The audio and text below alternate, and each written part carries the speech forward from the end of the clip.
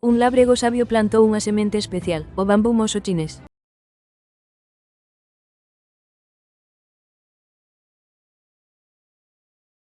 Moitos terían desistido, pensando que a semente estaba morta. A dúbida creceu.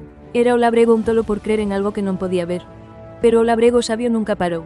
Seguiu regando, seguiu coidando. Estaba a crear unha vasta base. Este traballo oculto e dilixente era a verdadeira maxía. Despois, no 5º ano, ocorreu algo asombroso. O bambú moso chinés brotou do chan. Converteuse nun xigante, aparentemente da noite para a mañá. Isto foi grazas á forza invisible construída debaixo.